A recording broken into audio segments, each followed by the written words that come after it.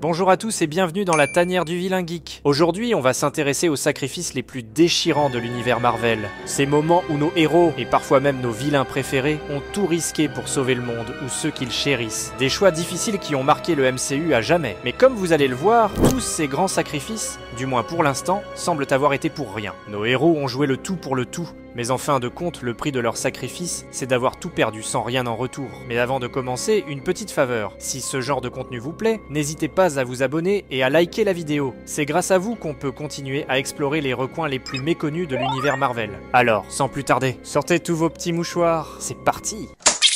Ok, on va commencer par un sacrifice qui a vraiment déchiré le cœur. On est dans Thor Ragnarok, et là, c'est pas du gâteau, car la maléfique sœur de Thor, elle débarque et veut tout raser. On se retrouve avec un choix cornélien. Alors soit Asgard tombe sous le joug de cette tyranne, soit on la détruit. Et c'est là que Thor et Loki, les deux frères, se retrouvent face à un dilemme qui te donne envie de pleurer dans ton café. Ils décident de tout raser, de tout brûler, pour vaincre Hela. C'est un sacrifice monumental. Imagine perdre son chez-soi, sa culture, tout ce qui te définit. Mais le pire, c'est que Loki nous balance le chiffre. 10 000 Asgardiens morts. 10 000, c'est un massacre, mec. On se dit que même si c'était pour le bien, c'est quand même un prix à payer qui te laisse un goût amer dans la bouche. Et après ça, son vaisseau et son peuple tout entier, ou presque, est décimé par Thanos et son armée. Eh bien, c'est la catastrophe en cascade pour Thor. Loki est tué, et à la fin de toute cette histoire, Thor manque son coup à la tête, donnant la victoire ultime au Titan fou. Donc au final, il avait tout sacrifié pour rien. Pas étonnant qu'il soit devenu une grosse patate décousue dans Endgame.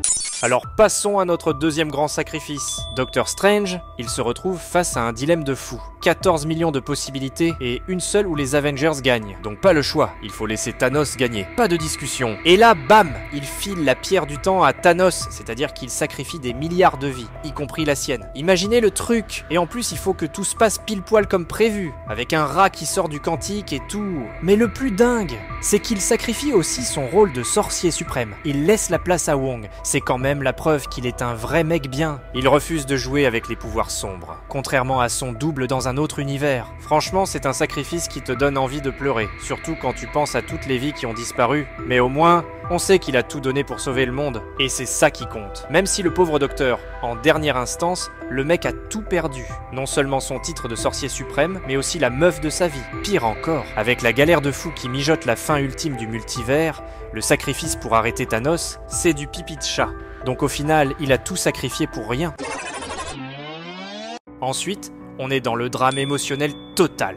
Wanda, la sorcière rouge, elle a vécu un truc de fou. Elle a sacrifié l'amour de sa vie, Vision, dans le but de sauver l'univers. Et là, bam, Thanos, le gros méchant, il fait son truc, il remet tout en place, et hop, il bute Vision et lui arrache brutalement la dernière pierre. C'est comme si elle avait tout perdu pour rien, tu comprends? Mais bon, ensuite Wanda, elle perd un peu la tête. Elle crée un monde imaginaire parfait pour elle, son amour perdu et ses gosses. Enfin, des gosses qu'elle a inventés. Mais bon, c'est pas grave, c'est l'amour maternel, tu vois. Sauf qu'encore une fois, elle doit tout sacrifier et mettre fin à son monde parfait, réalisant qu'elle tenait toute la population de Westview en otage, en partie à cause d'Agatha. Et après, dans Doctor Strange in the Multiverse of Madness, elle découvre qu'il y a des versions d'elle-même dans d'autres réalités, avec des gosses. Alors sans surprise, étant maintenant corrompue par le Darkhold, elle veut les récupérer, partant sur une autre idée complètement saugrenue. Résultat, elle se fait piéger par une petite gosse multiverselle du nom d'America Chavez, tombe dans un profond remords, et pour en finir, elle détruit le Darkhold dans tous les univers, et enfonce toute la montagne Wundagore sur sa tête pour se punir de ses gestes. Donc malheureusement, au final, elle a tout sacrifié pour rien. Bon là, on arrive à notre petit Spider-Man, un autre mec qui a tout perdu. Alors, Peter, rappelons-nous, il a tout fait pour sauver le monde.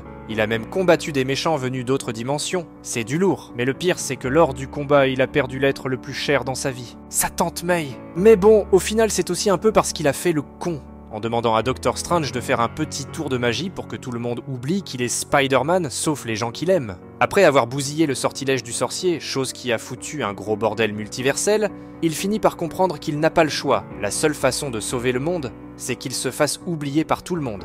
Même son meilleur ami et la femme de sa vie, Mary Jane. Et là, bam, tout le monde l'oublie. C'est comme si Peter Parker avait disparu de la surface de la Terre, tu vois. Et le pire, c'est qu'il a tout fait pour protéger les gens qu'il aime. Mais au final, il se retrouve tout seul, comme un chien dans un jeu de quilles. C'est un peu comme si on lui disait « T'as pas le droit d'être heureux, même si tu as tout donné pour sauver le monde. » Mais bon, On peut espérer que Peter va retrouver sa place dans le monde, qu'il va trouver l'amour et que tout va rentrer dans l'ordre. On croise les doigts, mais entre-temps, c'est comme s'il avait tout sacrifié. Pour rien. Alors là, on arrive à Thanos, le grand méchant, le boss de fin, tu vois. Le mec qui voulait sauver l'univers en balançant la moitié de la population à la poubelle. Un peu barbare, néanmoins, il avait ses raisons. Et là, le truc qui te fait vraiment flipper, c'est qu'il a tout sacrifié pour atteindre son but. Imagine, il a même sacrifié sa propre fille, Gamora, pour obtenir la pierre de l'âme. C'est quand même le summum du sacrifice, non? Et le pire, c'est qu'il a vraiment pleuré le Thanos. Le mec qui est toujours stoïque, qui ne montre jamais ses émotions, il a craqué. C'est dire à quel point il a souffert pour atteindre son objectif. C'est comme si on lui disait « T'as pas le droit d'être heureux ». Même si tu as tout donné pour sauver le monde, de son point de vue bien entendu. Et puis, au final, il a quand même réussi à obtenir ce qu'il voulait, il a balancé la moitié de l'univers à la poubelle. Mais bon, on peut pas dire qu'il a vraiment gagné, parce qu'il a tout perdu en même temps. Pire encore, notre ami Tony Stark a trouvé un moyen de remonter dans le temps, effaçant tout ce que Thanos a fait en un petit claquement de doigts. Les Avengers ont défait un plan sur lequel Thanos travaille depuis des millénaires, littéralement. Donc au final, il a tout sacrifié pour rien. En parlant de Tony Stark, le mec qui a lancé la saga Infinity avec son armure Mark I au début d'Iron Man. Au début, c'était un gros arrogant, un égoïste, mais il a fini par se calmer, à trouver sa place, à se construire une famille avec Pepper et Morgan. Il a trouvé le bonheur, quoi. Et puis, après quelques années, il a fait le sacrifice ultime pour sauver la Terre, l'univers et sa famille. C'est un peu comme s'il avait tout donné pour que tout le monde puisse vivre heureux. C'est un peu triste, mais c'est aussi un peu beau, tu vois. C'est comme si Tony avait trouvé sa paix intérieure en se sacrifiant pour les autres. C'est un peu comme s'il avait trouvé sa raison d'être, sa mission dans la vie. Mais malheureusement, son grand sacrifice faisait partie d'un plus grand plan machiavélique. Le stratagème cosmique de l'homme qu'on appelle, celui qui demeure. Toute cette galère devait servir les intérêts d'une variante de Kang qui tentait de préserver sa timeline sacrée. Donc au final, n'étant qu'un pion dans l'échiquier d'un grand boss dans l'ombre, on peut aussi dire que Tony Stark a tout sacrifié, mais pour absolument rien. Alors c'est dommage. Et voilà, on arrive à Loki, le petit frère de Thor, le mec qui a toujours été un peu, comment dire, un peu borderline, tu vois. Il a toujours cherché sa place, son glorious purpose, comme il disait. Et au final, il a trouvé sa voie. Mais à quel prix? Imaginez le truc, Loki, il a sacrifié sa liberté, sa vie, tout ce qu'il connaissait pour sauver l'univers entier.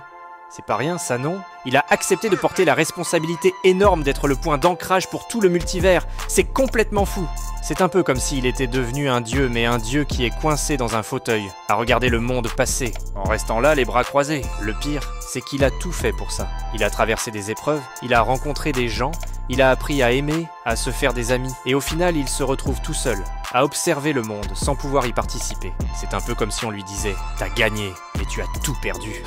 Mais bon, on peut pas dire qu'il a vraiment perdu, parce qu'après tout, il a sauvé tout le multivers de l'effroyable Kang. À bien y penser, l'ironie dans tout ça, c'est que Loki est passé du premier méchant des Avengers au tout dernier héros à la fin des temps. Néanmoins, cette belle liberté sera bientôt ébranlée par une nouvelle menace dans l'ombre, un méchant assez puissant pour défaire tous les sacrifices de Loki. On parle de l'homme qui va déclencher la vraie guerre multiverselle, le Docteur Doom. C'est un peu comme si on lui disait « T'as perdu ton temps mec, parce que bientôt tout ton gros château de sabre multiversel, bah...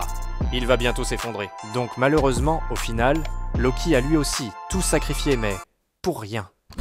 Voilà, c'est la fin de notre petit tour d'horizon des sacrifices les plus déchirants de l'univers Marvel. On espère que vous avez apprécié ce voyage émotionnel. N'oubliez pas de liker la vidéo, de vous abonner à la chaîne et de partager ce contenu avec vos amis. Mais aussi, dites-moi dans les commentaires lequel de ces sacrifices est le plus déchirant selon vous. En ai-je oublié quelques-uns d'importants? Je veux tout savoir. Entre-temps, comme d'hab, si vous en voulez plus, j'ai une autre vidéo super sympa juste au coin de l'écran, portant justement sur la façon dont Doom va intégrer le MCU, me basant bien évidemment sur les comics. Ciao les amis!